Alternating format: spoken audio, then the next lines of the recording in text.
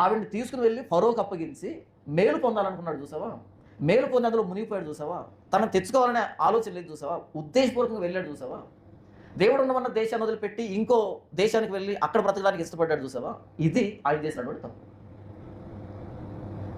ఇంతకు మోషే ఏం చెప్తున్నాడు అంటే, దేవుడు ఒక కుటుంబాన్ని వెతుక్కుంటూ వచ్చినా ఆ కుటుంబం కూడా చూస్తూ ఉండగానే అల్లం తెత్తు వచ్చి మరలా అలా పడిపోయింది. ఏదైనా తోటలో ఆదాము హవ్వలను తీసుకుందాం. ఆదాము దేవుడు తన పోలికలో తన స్వరూపంలో చేశాడు. ఏమయ్యాడు ఆయన? పడిపోయాడు. తర్వాత నోవహు దగ్గరకు వచ్చింది వ్యవహారం. నోవహు ఏం చేశాడు? ఆ రోజు ఉన్న ప్రపంచానికి నేరస్థాపన చేశాడు. ఆ జలప్రలయంలో ఆయన బ్రతికాడు, కుటుంబం బ్రతికింది. ఆయన చేసిన కార్యం అబ్బో 120 సంవత్సరాలు కష్టపడ్డాడు. వెంటనే ఏమైంది? ద్రాక్షరసం త్రాగి మత్తుడై ఒక మత్సరం మిగిల్చుకున్నాడు జీవితంలో. ఆయన అయిపోయిన తర్వాత ఇంకొక వ్యక్తిని చూపెడుతున్నాడు మోషే. ఇదిగో ఈయన పర్ఫెక్ట్ అంటే, ఈయన పర్ఫెక్ట్ అనుకునే లోపు మళ్ళీ డౌన్ఫాల్ స్టార్ట్ అయిపోయింది. ఎంత దారుణం చేశాడో. నాకు తెలిసి ఆదాం అలాంటి పని చేయలే, నోవహు ఆ పని చేయలే. ఈయన చాలా దారుణం చేశాడు. దావీదు దేవుడు చూసి ఈ నా హృదయానుసారుడు, నా ఉద్దేశం అంతా నెరవేర్చేవాడు. అసలు గొర్రె కోసమే ఎలుగుబంటితోనూ సింహతోనూ పోరాటం చేశాడంటే 12 గోత్రాలు ఇంకెలా పరిపాలిస్తాడు? తీసుకొచ్చుకున్నాడు. ఏం చేశాడు? పక్కింటోడి గొర్రె పిల్లని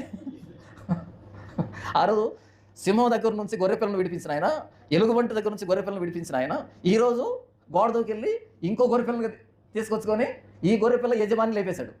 అవునా? ఈ గొర్రె పిల్ల యజమాని చంపేశాడు. ఎక్స్పెక్ట్ చేయగలమా? లేదు. తర్వాత సొలొమోను చరిత్రలో అలాంటి జ్ఞాని ఇంకొకరు లేడు. ఆయన్ను అడిగాడు దేవుడు ఆ గిబియా ప్రాంతంలో బలు అర్పిస్తూ ఉంటే రాత్రి ప్రత్యక్షమై, ఏం కావాలి సొలొమోను నీకు, ఎందుకు బలు అర్పిస్తున్నావు అంటే, ఆయన అన్నాడు, ప్రభా ఇంత చిన్న వయసులో రాజుగా చేశావు కదా, నీ ప్రజలైన ఇశ్రాయేలీయులు పరిపాలించడానికి కావాల్సిన జ్ఞానం కావాలి నాకు. శబాష్ సొలొమోను, శత్రువులు ప్రాణాన్ని అడగలేదు, ఆస్తిని అడగలేదు, భద్రతను అడగలేదు, క్షేమాన్ని అడగలేదు, జ్ఞానాన్ని అడిగావు. జ్ఞానాన్ని ఇస్తా ప్లస్ ఆఫర్లు ఇవన్నీ కూడా ఇచ్చేస్తా అన్నాడు. అలాంటి జ్ఞాని దేవునికి ఒక దేవాలయం కట్టించి అదే దేవాలయంలో అన్ని దేవతలకు బలిపీఠాలు కడతాడని ఎవడు ఊహించగలడు?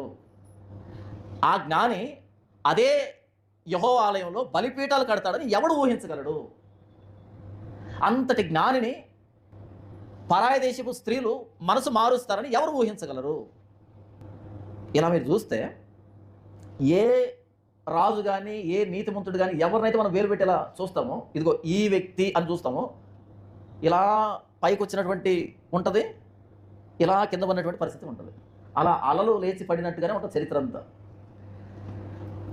యేసు మాట్లాడుతూ ఉంటే, ఇదిగో లోకాధికారి వస్తున్నాడు, నన్ను పట్టుకుంటాడు, తీసుకుని వెళ్తాడు, నాకు శిక్ష విధిస్తారు, చంపుతారంటే వెంటనే పేతురు అన్నాడు, ప్రభువా నీతో పాటు చావడానికైనా సిద్ధమే కానీ నిన్ను వదిలిపెట్టుకుంటామా? అప్పుడు యేసు అన్నాడు, కోడి 2 మార్లు ఊయక మనకు 3 సార్లు, కోడి 2 సార్లు ఊయక మనకు 3 సార్లు అబద్ధం చెప్తాము. ఎప్పుడప్పటికీ అర్ధరాత్రి అవుతుంది ఆయన ప్రార్థన చేస్తూ ఉంటే, తెల్లవారుదాని కోడి కూస్తుంది, ఈ గ్యాప్లోనే 3 సార్లు చెప్పేస్తామని చెప్పాడు. లేదు ప్రభా నేను చావడానికైనా సిద్ధం కానీ నిన్ను కాదు అని అన్నాడా? అన్నాడు. యేసు పట్టుకున్నారు, తీసుకుని వెళ్తున్నారు, ఈయన వెనకాల వెళ్తున్నాడు, నువ్వు గలిలేడువా? కాదు అని చెప్పాడు. ఆ సలిమడ దగ్గర కూర్చున్నారు, అరే నువ్వు తేడాగా ఉంది అంటే కాదని చెప్పాడు. 3వ సారి వచ్చి లేదబ్బా నీ వాయిస్ వింటుంటే ఇది గలిలే వాయిస్ ఉన్నట్టుందంటే ఒట్టు పెట్టుకోవడానికి చెప్పించుకోవడానికి మొదలు పెట్టాడు. అప్పుడు యేసు చూశాడు, ఈయన యేసు చూశాడు. అంతే. ఏ విషయంలోనైతే ఈ వ్యక్తి పర్ఫెక్ట్ ఉంటాడంటే పడేది అక్కడే. ఏ విషయంలో మాట ఇస్తామో ఆ విషయంలో పడ్డం. అవునా? ఇక వెలుపలకు వెళ్ళాడు, సంతాపడి ఏడుస్తున్నాడు. యేసుప్రభు మరలా అదే పేతును పట్టుకున్నాడు, అదే పేతురు దగ్గరికి వెళ్ళాడు. ఏ పేతురునైతే నువ్వు మనుషులు బట్టే జాగ్రత్తగా ఉంటావని తీసుకొచ్చుకున్నాడు, అదే పేతురు మరలా నేను చేపలు పట్టడానికి వెళ్తున్నాను, వస్తారా? వాళ్ళు మేము కూడా వస్తాను, అందరూ వెళ్ళి చేపలు వేటకు వెళ్ళారు. మళ్ళీ యేసు వదిలిపెట్టాడా? వాళ్ళని పట్టుకున్నాడు, వాళ్ళని తీసుకొచ్చుకున్నాడు, వాళ్ళ ద్వారానే పరిచయం జరిగించుకున్నాడు. ఆదాం మొదలుకొని బైబిల్లో ప్రతి భక్తుడిని ఎవరినైనా తీసుకోండి, ఏ భక్తుడి జీవితం చూసినా ఫస్ట్ హాఫ్ బాగుంటుంది, సెకండ్ హాఫ్ వాటర్ ఫ్లాప్. ఏ భక్తుడికైనా మీరు రివ్యూ ఇవ్వండి, ఫస్ట్ హాఫ్ అద్భుతం, అలా దడ సుమోలు వేస్తుంటాయి, ఆ రేంజ్లో ఉంటుంది. సెకండ్ హాఫ్లో సుమోలు లేవు. ప్రతి వ్యక్తి ఆదాం మొదలుకొని ఎవరిని వేలు పెట్టినా ఇదే పరిస్థితి ఉంటుంది. కానీ ఎవరైతే అత్యంత దారుణంగా ఫెయిల్ అయ్యారో వాళ్ళనే పట్టుకొని అత్యంత గొప్ప పరిచయం జరిగించుకున్నాడు. ఎవడు ఎవరు పడిపోయారో ఇప్పుడు ఈయన భార్యను తీసుకున్న వాళ్ళు ఇంకెక్కడో ఇచ్చాడు అంటే ఆయన్ను విశ్వాసులకు తండ్రిగా చేస్తాడని మనం ఊహించగలమా ఇంత తాగితే? ఇక్కడ ఆగిపోతే ఈయన విశ్వాసులకు తండ్రి అవుతాడని మనకి ఏమైనా ఐడియా ఉందా? ఏమైనా ఒక హోప్ ఉందా? లేదు. ఏలియా ఉన్నాడు, కర్మేలు పర్వతం మీద సవాల్ చేశాడు. మీరు 850 మంది ఆశ్రయ ప్రవక్తలు కానీ బయలు ప్రవక్తలు 400 ప్లస్ 450 మొత్తం కర్మేలు పర్వతం మీదకి వచ్చారు. మొత్తం సమాజం అంతా ఎదురుగా ఉంది, అందరి ఎదురుగా సవాల్ చేస్తారు. మీరు బలిపీఠం కట్టండి, ఎద్దును భజించి పెట్టండి, ఎవరు ప్రార్థన చేస్తే ఆ ప్రార్థన దేవుడు ఆలకించి అగ్ని వర్తిస్తాడు. వాళ్ళ దేవుడు నిజమైన దేవుడు సవాల్ చేశాడు. ఉదయం నుంచి సాయంకాలం దాకా అవకాశం ఇచ్చాడు. నాన్న హంగామా జరిగింది. తర్వాత సాయంకాలం ఈయన ఏం చేశాడు?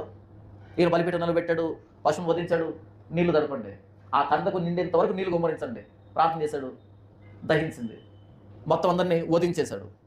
ఇది పీక్స్లో అసలు ఏలియా అంటే ఏంటని ప్రపంచానికి తెలిసింది అక్కడే కర్మేలు పర్వతం మీదనే.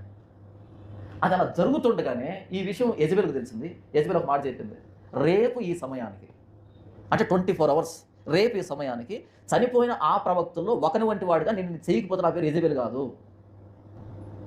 అంతే. ఆ 24 hours ఎంత దూరం పరిగెత్తాడంటే ఎంత దూరం సాధ్యమైతే అంత దూరం దక్షిణాన్ని పరిగెత్తుకుంటూ వచ్చాడు.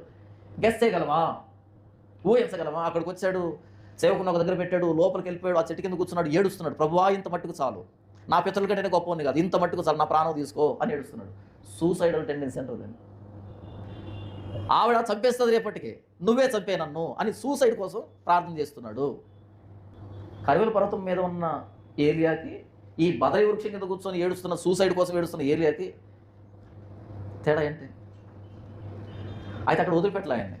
ఏదో ధైర్యం చెప్పి 4 మాటలు చెప్పి వదిలిపెట్టలే ఆయన్ని. దేవదూత వచ్చింది, తట్టి లేపింది, లేచి కూర్చుంటే అదిగో రొట్టె, అదిగో నీళ్ళు, తిని తాగు. తిని తాగి మళ్ళీ పడుకున్నాడు. మళ్ళీ దేవుడు మాట్లాడాడు, ఇదిగో రొట్టె, నీళ్ళు తాగు. తాగిన తర్వాత బయలుదేరు, నీ శక్తికి మించిన ప్రయాణం నీకు సిద్ధపరచబడింది. 40 రోజులు జర్నీ చేసి అక్కడ నుంచి మళ్ళీ పైకి సిరియా దగ్గరికి వచ్చాడు. ఎంత దక్షిణానికి వెళ్ళాడు, హోరేబు దగ్గరికి, దేవుని పర్వతం దగ్గరికి ఎంత దూరం వెళ్ళాడు, డౌన్ వెళ్ళాడు. మళ్ళీ అక్కడ నుంచి 40 రోజులు జర్నీ చేసి నార్త్కి వచ్చాడు, సిరియా దాకా వచ్చాడు. అక్కడికి వచ్చి అక్కడ యెహోను అభిషేకించాడు, ఎలీషాను అభిషేకించాడు. ఎవరు ఊహించగలరు? ఇంకాసేపట్లో ప్రాణం పోతుంది అనుకునేటువంటి ఏలియాని ఇంత జర్నీ ఉందని, ఇంత ప్రణాళిక ఉందని ఎవరు ఊహించగలరు? ఎవరైతే చరిత్రలో అత్యంతగా రాక్ బాటం పడ్డారో, కింద పడ్డారో వాళ్ళనే పట్టుకున్నాడు, వాళ్ళని నిలబెట్టాడు, వాళ్ళనే వాడుకున్నాడు. ఎందుకు అంటే ఇది నీ పర్ఫార్మెన్స్ బట్టి జరుగుతున్నది కాదు, నా ఎలక్షన్లో నా ప్రణాళికలో ఉన్నావు కాబట్టి నేను వాడుకుంటున్నా తప్ప ఇది నీ పర్ఫార్మెన్స్ కాదు, నీ శక్తి కాదు, ఇది నీ క్రియ కాదు. అంతేనా? అదే అబ్రహాం జీవితం మనం చూసినప్పుడు అబ్రహాము ఒకవేళ 9 వచ్చిన దాకా వచ్చింది కదా, అలాగే 9 నుంచి 20 దాకా అలాంటి సందర్భాలే ఉండి ఉంటే కనుక అబ్రహాం కూడా కాలు దగ్గరేసి ఉండేవాడు. ఎందుకు నన్ను దేవుడు నీతిమంతులకు తండ్రిగా చేశాడంటే అని చెప్పుకునేవాడు. 9 దాకా చాగిపోయింది కదా, 10 నుంచి మొత్తం రివర్స్ అయింది కదా. ఇప్పుడు అబ్రహాం దగ్గరికి వెళ్ళి, అబ్రహాము ఎంత గ్రేట్ నువ్వు, అసలు నువ్వు విశ్వాసులు తండ్రి అంటే అలా తలదించుకొని, వారు ఎక్కువ మాట్లాడకండి, నీకు సరిగ్గా తెలియనట్టుంది నా గురించి అంటాడు. అనడా? మీరు పరలోకి వెళ్ళిన తర్వాత అక్కడ ఏ భక్తునైనా పట్టుకుని, అబ్బాబ్బా ఏం చేశారంటే భూమి మీద మీరు అంటే ఎక్కువ మాట్లాడు, ఉచ్చు దావీదుని పట్టుకొని వెళ్ళి, దావీదు ఆహా ఏం చేశారు నువ్వు అసలు పరాక్రమం అంటే ఉచ్చు అంటాడు. ఎందుకని? ఏ భక్తుని పట్టుకొని ఈ వ్యక్తి పర్ఫెక్ట్ అని అనగలం? మొత్తం చరిత్ర చూసుకోండి. ఏ భక్తుని పట్టుకొని ఈ వ్యక్తి పర్ఫెక్ట్ అని అనగలం? No one. ఒకే ఒక్కడు. ఎవరైనా నా యందు పాపం ఉన్నదని మీలో ఎవడు స్థాపించగలడు? ఒకే ఒక్కడు నాలో పాపం ఉందా అని ప్రశ్నించేవాడు, సవాల్ చేసి నిలబడేవాడు ప్రభువైన యేసుక్రీస్తు వారు. నీవు నాకు ఇచ్చిన పనిని చేయుటకు, నీవు నాకు ఇచ్చిన పనిని భూమి మీద సంపూర్ణంగా నెరవేర్చాను, ముగించాను, సమాప్తం అని చెప్పింది ఒకే ఒకడు, ఆయన ప్రభువైన యేసుక్రీస్తు. ఇంపర్ఫెక్ట్స్ కోసం పర్ఫెక్ట్ ప్రభువైన యేసుక్రీస్తు వారు సిలువలో ప్రాణం పెట్టాడు. మనం పరలోకానికి వెళ్తూ ఉన్నది మనం చేసిన దాన్ని బట్టి కాదు, పర్ఫెక్ట్ ప్రభువైన యేసుక్రీస్తు వారు చేసిన దాన్ని బట్టి వెళ్తున్నాం. అబ్రహాం విశ్వాసులకు తండ్రి అయింది ఆయన పర్ఫార్మెన్స్ బట్టి కాదు, ఆయన క్రియలను బట్టి కాదు. దేవుడు పదే పదే అవకాశాలు ఇచ్చాడు కాబట్టి, పదే ఆయన్ను ఎన్నుకున్నాడు కాబట్టి, పదే ఆయన్ను వాడుకున్నాడు కాబట్టి అయ్యాడు తప్ప ఆయనకై ఆయన నీతిమంతుడు కాలే, ఆయనకై ఆయన క్రియల్లో యథార్థవంతుడు కాలే. అంటే దేవుడు బాబెలు గోపురం దగ్గర నుంచి చెదిరిపోయిన వాళ్ళందరినీ వెతుక్కుంటూ ఒక్క కుటుంబం దగ్గరకు వచ్చినా ఆ ఒక్క కుటుంబం కూడా ఆ చెదిరిపోయిన వాళ్ళకంటే ఏమాత్రం బెటర్ పొజిషన్లో లేదు. అంటే చెదిరిపోయిన వాళ్ళు కానీ ఆయనకు దొరికిన వాళ్ళు కానీ ఇద్దరు ఈక్వలే. నీతిమంతులు లేడు, ఒక్కడు లేడు, అందరూ అదే కేటగిరీ. ఈ ఒక్క వ్యక్తి దేవుడు దొరికాడు, ఇక పర్ఫెక్ట్, ఇక మొత్తం అంతా మారిపోతుంది అనుకునేపు ఈయన జీవితం మారిపోయింది. ఈయన జీవితం మరలా దేవుడు సమకూర్చాల్సిన పరిస్థితి వచ్చింది. ఇక ఇశ్రాయేల్లో దేవుడు స్థాపించబడ్డాడు, ఇక తిరుగులేదు, ఏ లేదంటే ప్రవక్త వచ్చాడు అనుకునేటప్పటికి ఆయన కనిపించకుండా పోయి లేడు, ఎక్కడికి వెళ్ళిపోయాడు, సూసైడ్ కోసం ప్రయత్నం చేస్తున్నాడు.